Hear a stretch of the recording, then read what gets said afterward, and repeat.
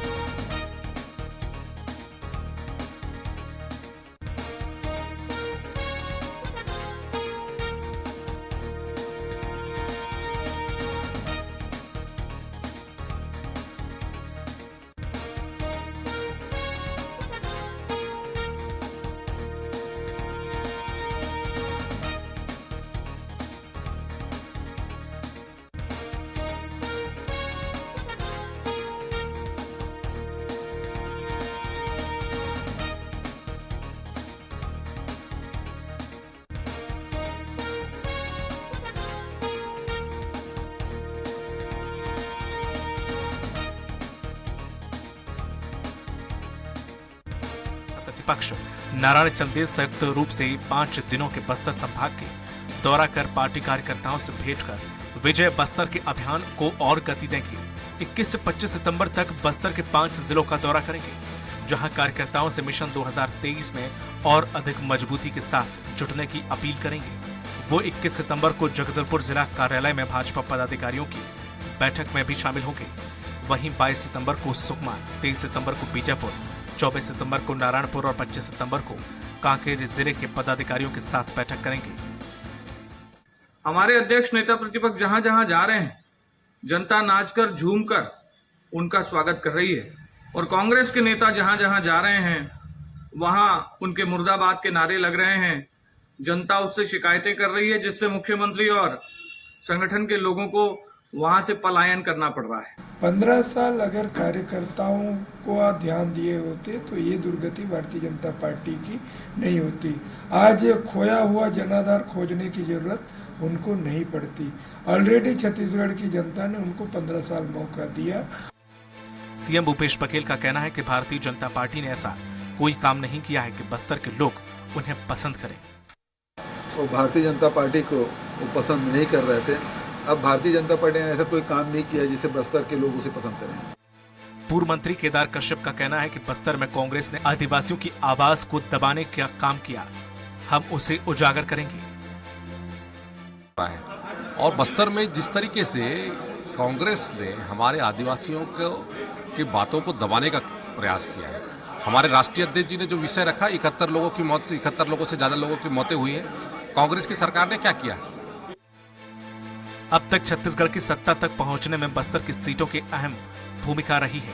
इसलिए प्रदेश के कांग्रेस व भाजपा दोनों राजनीतिक दलों का बस्तर पर विशेष फोकस रहा है। अब देखना होगा कि ज्यादातर समय हाशिए पर रहा आदिवासी समाज सही मायने में किसे अपना हितैषी मानता है। दिलीप साहू, स्वराज एक्सप्रेस, रायपुर।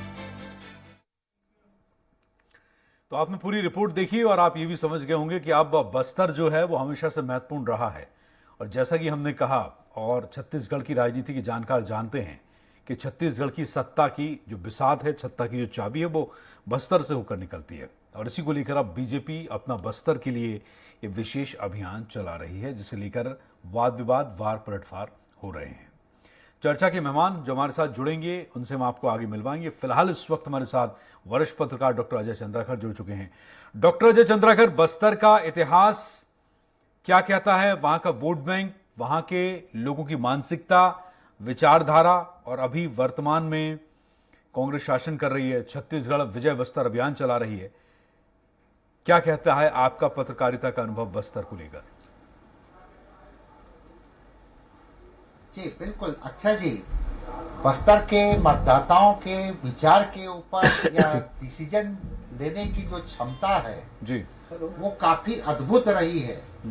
और समय समय पर चाहे लोकसभा का चुनाव हो या फिर विधानसभा का चुनाव, काफी वहाँ का जो वोटिंग बिहेवियर रहा है वो सदैव अवेयरनेस के साथ में रहा है। लेकिन अब यहाँ पर 2018 के मतदान व्यवहार की चर्चा करें जी, तो 2018 के मतदान व्यवहार में 4 विधानसभा सीट, जहां का मार्जिन लगभग 2000 से लेकर के 6000 वोट तक का था, जीत में हार और जीत का अंतर।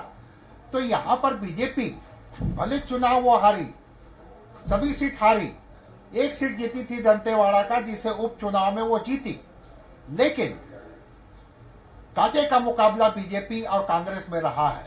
लेकिन यहाँ पर मुख्यमंत्री जी का जो बाइट चला, वो जितने कॉन्फिडेंस के साथ जो अपनी बात को रखे कि हमने बस्तर के नागरिकों के लिए, जब बस्तर के जनता के लिए जो लोक कल्याणकारी कार्यों से संबंधित विषय के ऊपर डिसीजन लिया है जी, और डायरेक्ट बेनिफिट उनको आर्थिक रूप से भी मिला है, ये कॉन्फिडेंस सीएम में दिख रहा है। लेकिन संगठन लेवल पर बीजेपी जो सक्रिय हो रही है, जैसे कोंटा सिंह, कवासी लखमा जी का, क्योंकि पिछले चुनाव में कांग्रेस अपने शिखर पर थी, मात्र 6000 कुछ वोटों का अंतर है। इसी तरह से 4 नारायणपुर का सीट है, या फिर टोटल 4 विधानसभा सीट में 2000 का मार्जिन का अंतर रहा है। बीजेपी अगर मेहनत करती है और कांग्रेस अपने लिए गए निर्णयों को जनता के सामने कम्युनिकेट करती है, तो डेमोक्रेसी के लिए और वहां के मतदाताओं के लिए एक बेहतरीन अपनी जागरूकता दिखाने का और अवसर मिलेगा। अच्छा जी, ठीक है। हमारे साथ कैबिनेट मंत्री दर्जा और कांग्रेस प्रवक्ता सुरेंद्र शर्मा जी भी जुड़ रहे हैं, डॉक्टर अजय चंद्राकर, और आगे मेरे साथ बीजेपी की ओर से भी मेहमान होंगे, पूर्व मंत्री बीजेपी नेता चंद्रशेखर साहू भी हमारे साथ जुड़ेंगे आगे। तो फिलहाल इस वक्त शर्मा जी, सुरेंद्र शर्मा जी, ये बस्तर जो है सबके लिए महत्वपूर्ण है, आपके लिए भी महत्वपूर्ण था, बीजेपी के लिए महत्वपूर्ण है। लेकिन अगर अब ये विजय बस्तर अभियान जो है बीजेपी चला रही है, बस्तर पर खास उनका ध्यान जा रहा है, और आपको पता है कि 2018 के भी अगर आप चुनाव देखें, वहाँ की जनता का जो जो जो मानसिकता है, उनका जो झुकाव है, अगर आप वो देखें तो बेहद महत्वपूर्ण ये हो जाता है। तो इस अभियान को लेकर अगर बीजेपी एक्टिव है, सक्रिय है, तो फिर आपकी तरफ से ये कहा जा रहा है कि बस्तर की, क्योंकि सीएम ने कहा, हमने सुना भूपेश बघेल जी को, उन्होंने कहा कि बस्तर की जनता बीजेपी को पसंद ही नहीं करती है, तो इसकी वजह क्या है?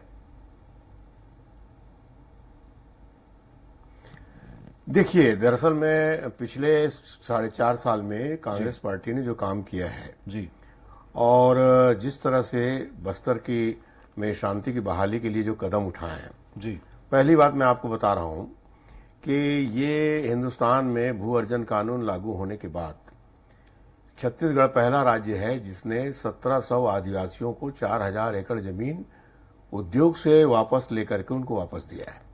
ये पहली बात जी। दूसरी बात, बस्तर इलाके में जहां 7 जिन्सों की वनोपज की खरीदी होती थी जी, उस वनोपज की खरीदी की संख्या को बढ़ा करके हमारी सरकार ने इसको 65 जिन्स तक ले गई है। और पूरे हिंदुस्तान में आज जो वनोपज की खरीदी होती है, आपको बताते हुए मुझको खुशी हो रही है कि उसका 73% जो वनोपज का संग्रह है वो छत्तीसगढ़ की सरकार ने किया है, और केंद्र की सरकार ने इसको सराहते हुए हमको प्रथम स्थान दिया है। जी, जी। तीसरी जो महत्वपूर्ण बात जो है वो ये है कि वहां पर जो कुपोषण की स्थिति थी उसको दूर करने के लिए सरकार ने लगातार काम किया। मलेरिया के खिलाफ अभियान चलाया। आपको बता रहा हूं मैं कि भारतीय जनता पार्टी के शासन में ये कहा जाता है कि सुरक्षाकर्मी नक्सलियों के हाथों उतने नहीं मारे जाते थे जितने मलेरिया से मारे जाते थे। हमारी सरकार ने मलेरिया के खिलाफ अभियान चलाया, कुपोषण के खिलाफ अभियान चलाया, गोधन न्याय योजना के अंतर्गत जो गोबर की खरीदी की, 2500 रुपया जो तेंदुपत्ता का कीमत था उसको बढ़ा करके 4000 किया। और सबसे बड़ी बात है कि हमारी सरकार ने जो हार्ट क्लिनिक योजना आरंभ की, ये एक छत्तीसगढ़ के माननीय मुख्यमंत्री भूपेश बघेल जी का एक अभूतपूर्व कदम था कि चूंकि बस्तर की जो भौगोलिक परिस्थितियों को देखते हुए वहां जगह जगह अस्पताल खोलना संभव नहीं है, उसको चलाना भी संभव नहीं है, तो वहां के लोग हाट बाजार जरूर आते हैं गांव देहात से। तो हाट बाजार में हाट बाजार क्लिनिक खोल करके वहां एक मोबाइल क्लिनिक जाती है, डॉक्टर जाते हैं, उसके माध्यम से कोरोना का वैक्सीनेशन से लेके खसरा टीका, डिप्थीरिया का बच्चों के टीकाकरण से लेके वहां पर जो बीमारियां हैं उसके इलाज के संदर्भ में हाट बाजार क्लिनिक के माध्यम से सरकार ने जो काम किया है, इन सब चीजों को देखते हुए आज बस्तर जो है, अब बस्तर जो हमारी एक तरह से छत्तीसगढ़ का स्विट्जरलैंड माना जाता है, वहां पर पर्यटकों की संख्या बढ़ी है, वहां शांति बहाली हुई है, शिक्षा के तंत्र में सुधार हुआ है, वहां के मेडिकल कॉलेज, वहां के एग्रीकल्चर कॉलेज, और दंतेवाड़ा में तो महिला समूह के द्वारा बनाया हुआ जीन्स जो है बम्बई के मार्केट में जा रहा है। तो बस्तर अब वो बस्तर नहीं रह गया। पिछले साढ़े चार साल में हमारी सरकार ने जो योजना बनाई थी कि सुरक्षा, विकास और विश्वास, तो विश्वास जीतने में कांग्रेस पार्टी सफल रही है, सुरक्षा देने में कांग्रेस पार्टी सफल रही है, और विश्वास जीतने में भी कांग्रेस पार्टी सफल रही है। इसलिए मेरा ये मानना है कि निश्चित रूप से हम आने वाले समय में भारतीय जनता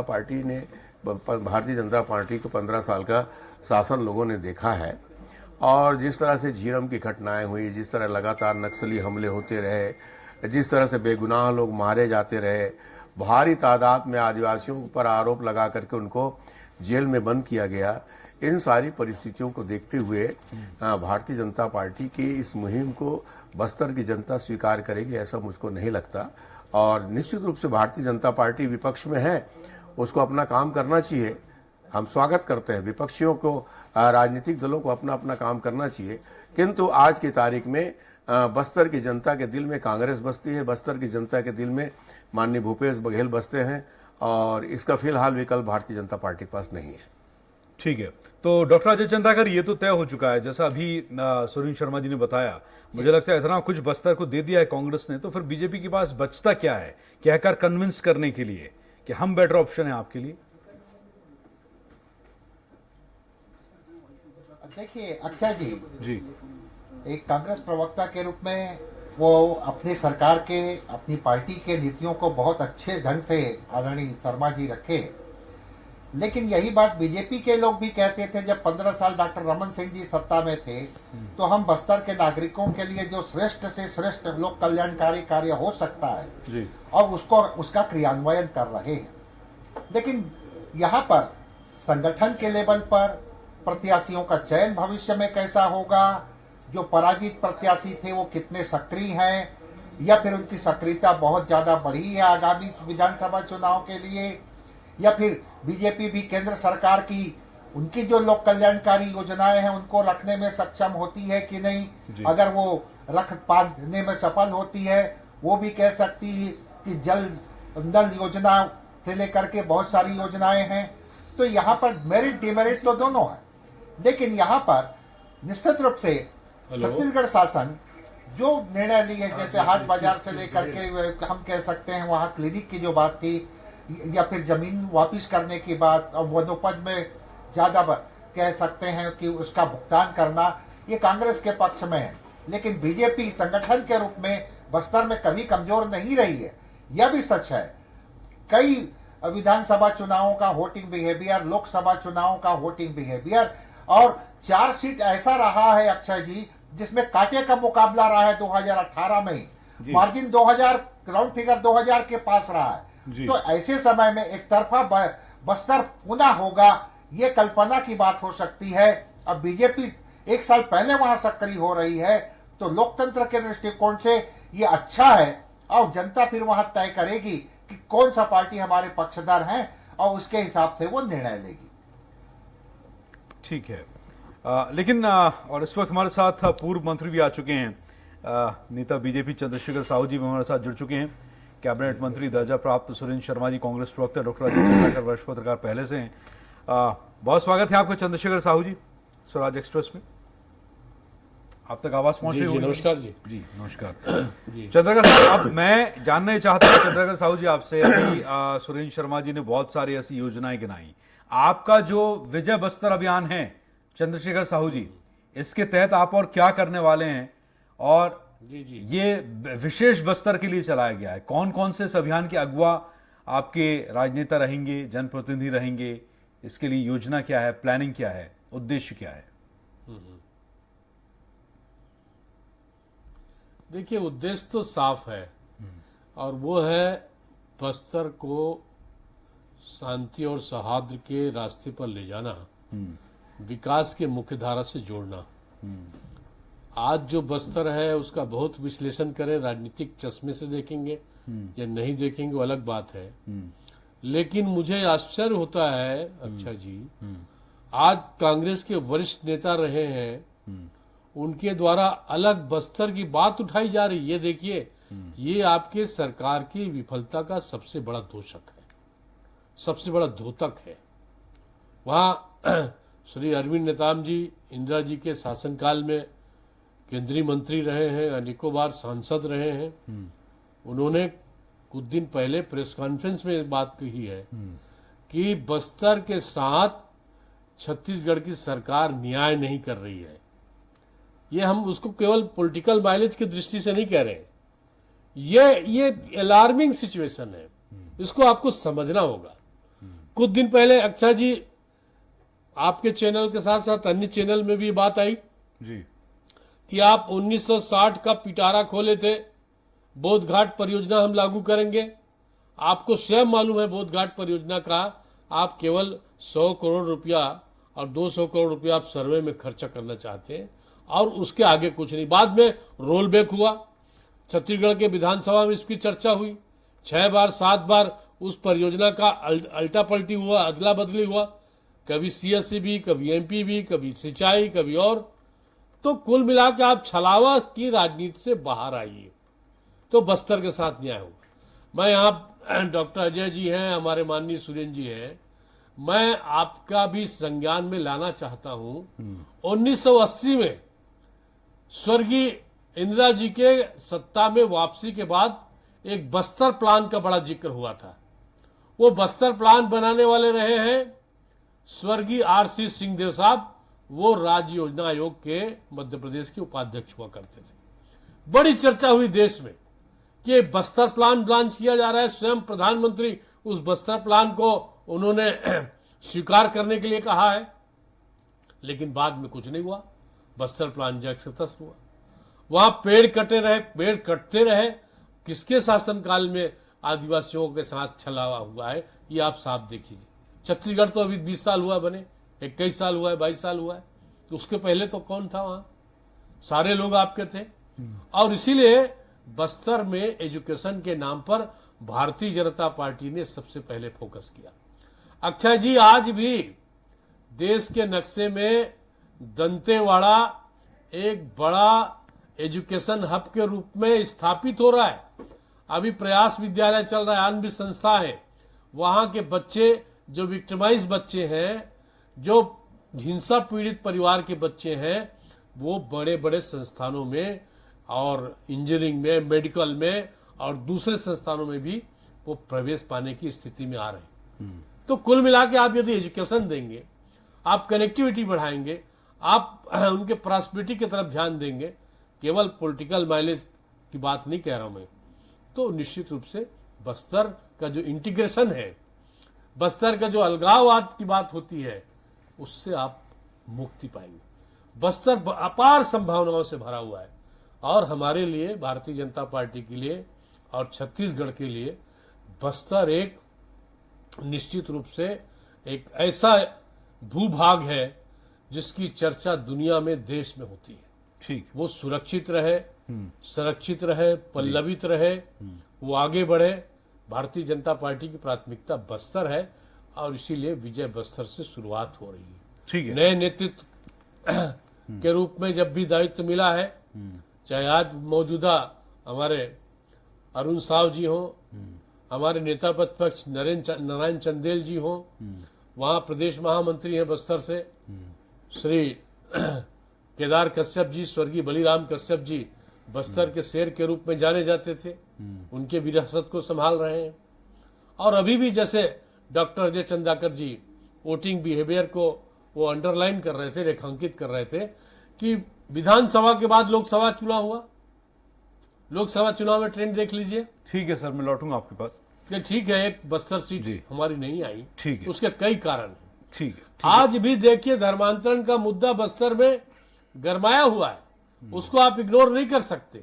और भारतीय जनता पार्टी चाहती है कि वहां धर्मांतरण के मुद्दे पर ठीक है, सरकार, सरकारी एजेंसी, सारे समाज के घटक एक मत होकर इस विषय को उस समाधान की ओर ले जाए। ठीक है। और अलग थलग जो महसूस करते हैं वो लोग हमारे साथ आए, चाहे भतरा हो, 1 मिनट और लूंगा, जी जी जी, भतरी हो, गोंडी हो, गोंडी बोलने वाले हो, चाहे हल्बी बोलने वाले हो, ये सारे भाषाभाषी के लोग, सारे बोली जो बोले जाने वाले लोग हैं, वो कुल मिला के बस्तर के विकास में योगदान दे सकते हैं। ठीक है सर, ऐसा हमारा कहना है। ठीक है। जल, जंगल, जमीन, जलवायु, ठीक है, जंतु और जन, ये 6J को हम प्राथमिकता के साथ में लेना चाहते हैं। ठीक है सर, मैं लौट रहा हूँ आपके पास। सुरेंद्र शर्मा जी, प्लान जो बता रहे हैं अजय चंद्रशेखर साहब, जो प्लान साहू जी प्लान बता रहे हैं, चंद्रशेखर साहू जी जो प्लान बता रहे हैं, और बस्तर को लेकर जो उन्होंने खामियां गिनाई हैं, उसे देखकर ऐसा लगता है कि अभी तक जो कुछ किया है वो बीजेपी ही करती आई है, और एक पूरा जो है बस्तर के लिए एक फ्लोर मैनेजमेंट उनके पास तैयार है। आपने जो बातें गिनाई हैं, अभी बहुत कुछ बीजेपी के तर्कश में वो 3 दरअसल में जी देखिए, चंद्रशेखर साहू जी बड़े सुलझे हुए व्यक्ति हैं, मंत्री रहे हैं, छत्तीसगढ़ के प्रति उनको प्रेम है, और जो खाका या जो कल्पना वो खींच रहे हैं बस्तर के लिए, उस कल्पना से तो किसी को इनकार हो नहीं सकता। हर आदमी चाहता है कि बस्तर में शांति हो, बस्तर में शिक्षा हो, बस्तर में स्वास्थ्य हो, बस्तर के लोग उन्नति करें, वहाँ के जल, जंगल, जमीन की सुरक्षा हो, वहाँ की संस्कृति, वहाँ के लोक कला, वहाँ के तमाम चीज़ों की, भाषा की, बोली की, सब चीज़ों का संवर्धन हो। इस बात से तो कभी इनकार किसी को है नहीं। मगर बात दरअसल ये है कि 15 साल में जब इनकी सरकार थी तो क्या किया इन्होंने। शिक्षा का जहाँ तक अब दंतेवाड़ा एक हब बन गया, ठीक है, बाकी आपको बताऊं मैं कि हजारों स्कूल बंद हुए थे नक्सली आतंक की वजह से। जो कांग्रेस सरकार के आने के बाद वो स्कूल खुले हैं, अब उन स्कूलों में शिक्षा का तंत्र स्थापित हुआ है, वहाँ पढ़ाई आरंभ हुआ है। लोग निर्द्वंद होकर के एक दो जिलों को छोड़ करके बाकी जिलों में आवागमन कर रहे हैं, आवाजाही कर रहे हैं, व्यापार कर रहे हैं, व्यवसाय कर रहे हैं। मैं तो ये इन जो सारी जो परिस्थितियों में जो बदलाव हुआ है। दूसरी बात, आप एक चीज और समझ लीजिए कि कांग्रेस की सरकार आने के बाद बस्तर की भागीदारी सत्ता में बढ़ी है। बस्तर के मंत्री तो हैं ही हैं, बस्तर के लोगों को बस्तर विकास प्राधिकरण बना करके उनको शामिल किया गया है। हमारे प्रदेश कांग्रेस के अध्यक्ष बस्तर से आते हैं। इसके अलावा भारतीय जनता पार्टी ने क्या किया, आदिवासी दिवस के दिन एक आदिवासी भारतीय जनता पार्टी के अध्यक्ष को निकाल बाहर किया। इसके अलावा नेता प्रतिपक्ष भी नहीं बनाया, भारतीय जनता पार्टी का अध्यक्ष भी नहीं बनाया। इतने बड़े आदिवासी समूह को आज की तारीख में भारतीय जनता पार्टी में किसी भी जिम्मेदारी के पद पर नहीं रखा गया है। आप बस्तर जा रहे हैं, क्या बोलेंगे आप उनको?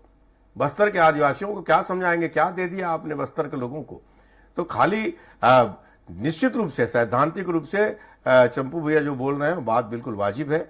ऐसे ही बस्तर की कल्पना कांग्रेस भी करती है, ऐसे ही बस्तर की कल्पना पूरा छत्तीसगढ़ करता है। बात अंतर सिर्फ इतना है कि भारतीय जनता पार्टी सिर्फ बात करती है, कांग्रेस पार्टी इस दिशा में काम करती है। ठीक है। डॉक्टर अजय चंद्राकर, ये अभी जो बोला है सुरेंद्र शर्मा जी ने अभी जो बोला कि 15 साल पहले भी सरकार थी, बहुत सारी खामियां अभी भी चंद्रशेखर साहू जी बता रहे हैं। ऐसा लगता है कि बस्तर में बहुत काम होना भी बाकी है।